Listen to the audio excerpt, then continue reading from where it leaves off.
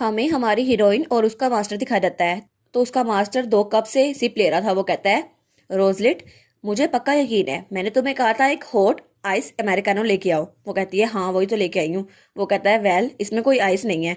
क्या है, तुम्हें नजर आ रही है? तो वो कहती है, ये हॉट है तो इसमें आइस क्यों होगी? तो फिर वो कहता है, और ये जो बबल टी है इसमें कोई बबल्स क्यों नहीं है?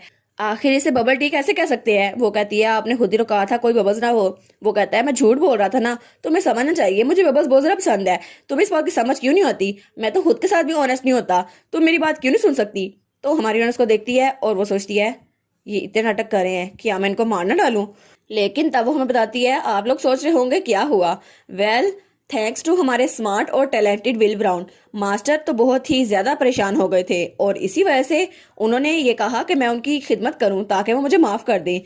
और उन्होंने कहा मैं उनके साथ बहुत ज्यादा अग्रेसिव थी, लेकिन उन्होंने कहा कि मैं उनको अच्छे से ट्रीट करूं ताकि मुझे कुछ बुरा फील ना हो। और वैसे भी मैं अपने इमोशनल स्कार्स को कैसे हील कर सकता हूं जब मैं ऐसे रह रहा हूं? तो हमारी उन सोचती है, माई बैड, ये मेरी गलती थी। और वो सोचती है, मैं सब लोगों में से मैं मास्टर को जानती थी और मैं इस बात को भी जानती हूँ मास्टर बहुत ज्यादा अच्छे इंसान है और बहुत ज्यादा इंपॉर्टेंट भी, क्योंकि उनके पास मैजिक है। लेकिन वो तो अब कुछ ज्यादा ही नखरीले हो गए हैं। तो उसका मास्टर सूप पीते हुए कहता है, रोजलेट, ये सूप तो बहुत ज़्यादा साल्टी है, लेकिन चलो खैर है, मैं इसको पी लूंगा। वो सोचती है, मैं उनको हैंडल तो कर सकती हूँ ऐसे एक्ट करते हुए, लेकिन अभी एक और मसला है। और वो तो बहुत ही ज़्यादा चिड़ी हुई थी। तब वो उसको पेपर दिखाती है और कहती है, टाड़ा, मास्टर सेज, आप एक दफ़ा इसको देखो सही।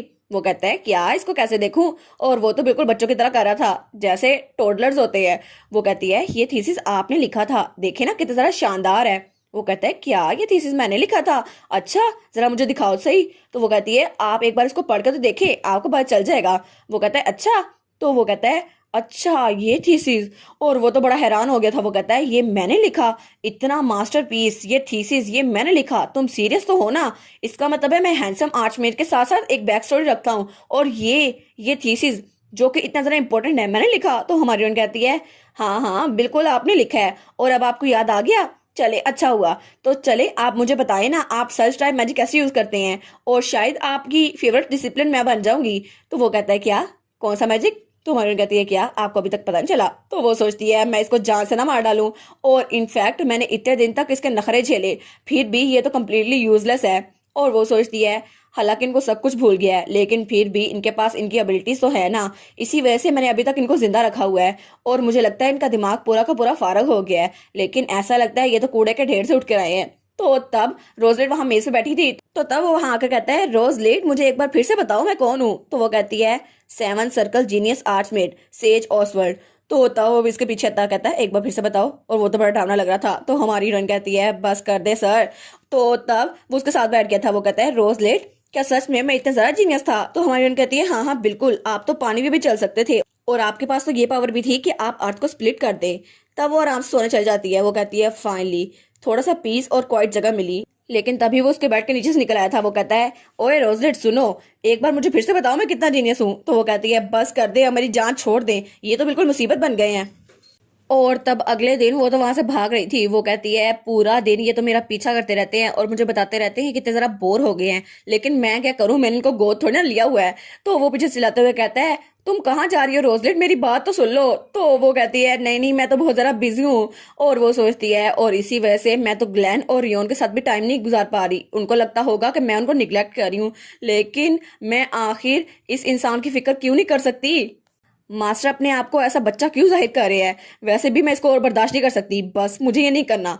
और तब हमें अगले दिन का सीन दिखा रहता है। तब उसका मास्टर उठ के आता है। वो कहता है, अब क्या हुआ रोजलेट? तो हमारी हीरोइन कहती है, प्लीज आप मैजिक टावर वापस आइए, प्लीज। और वो तो बहुत ही ज्यादा थकी हुई थी अपने मास्टर से। तो उसका मास्टर कहता है, क्या मैं वापस जाऊं? तो वो रोते हुए कहता है, तो इसका मतलब है तुम भी मुझे छोड़ रही हो, है ना? तुम चाहती हो मैं यहाँ से चला जाऊं ताकि तुम्हें मुझे झेलना ना पड़े? तो वो कहती है, नहीं नहीं, मेरा मतलब है आप मैजिक टावर के एक मेंबर है ना, तो आपकी असल जगह वही है, आपको वही वापस जाना चाहिए, वैसे भी आपको मैजिक आता है।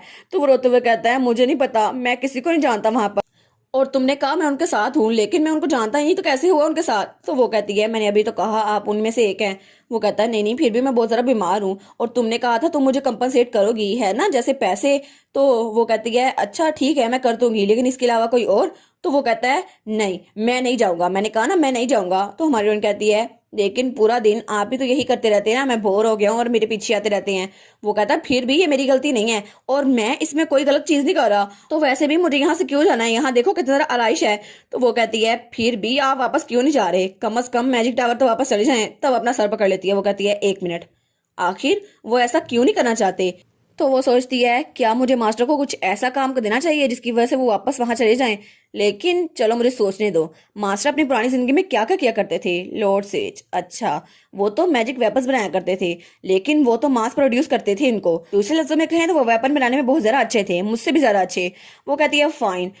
तो हमारी कहती है ठीक है, अगर आप यहाँ से नहीं जाना चाहते तो मैं दूसरा तरीका ढूंढ लूंगी, लेकिन आपको वो काम करना पड़ेगा। तो वो कहता है सच में। तो हमारी कहती है हाँ बिल्कुल सच में।